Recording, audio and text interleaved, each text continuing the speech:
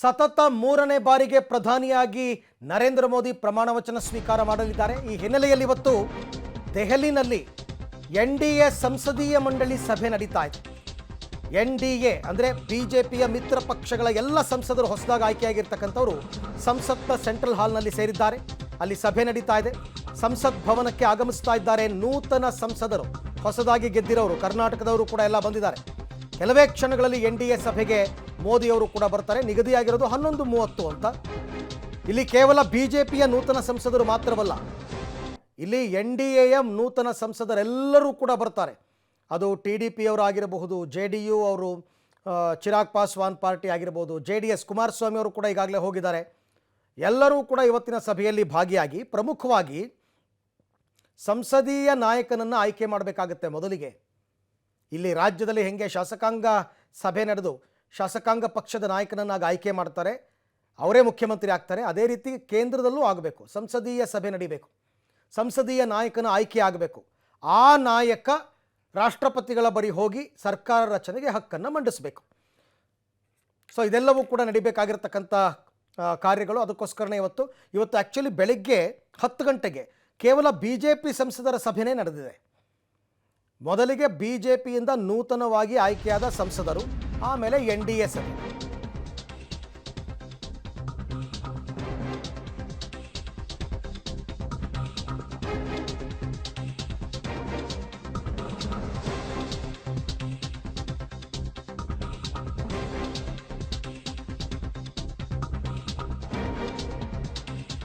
ಸಂಸದೀಯ ಸಭೆಯಲ್ಲಿ ಸಂಸದೀಯ ನಾಯಕನ ಆಯ್ಕೆ ಆಗುತ್ತೆ.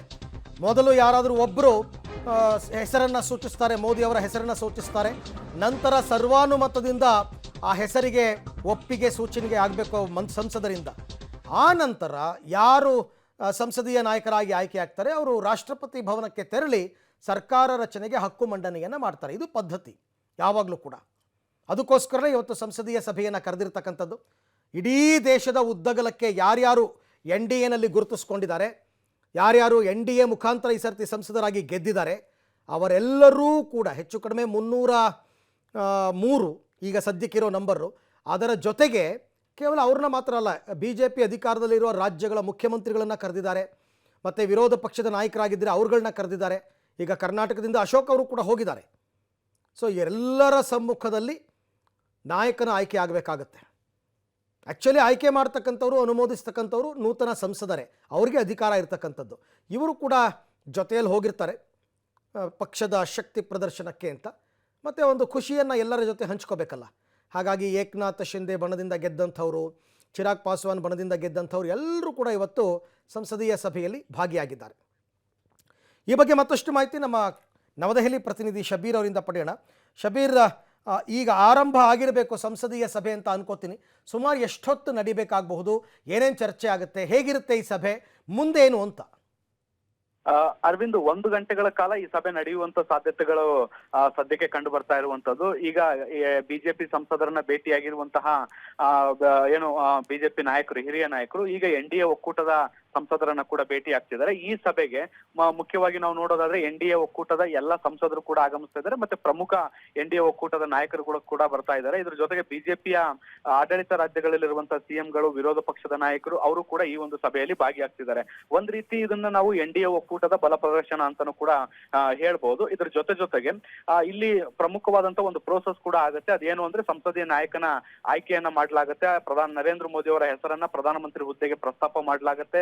ಅದಾದ ಮೇಲೆ ಅದಕ್ಕೆ ಅನುಮೋದಿಸುವಂತ ಕೆಲಸವನ್ನ ಕೂಡ ಮಾಡ್ಲಾಗತ್ತೆ.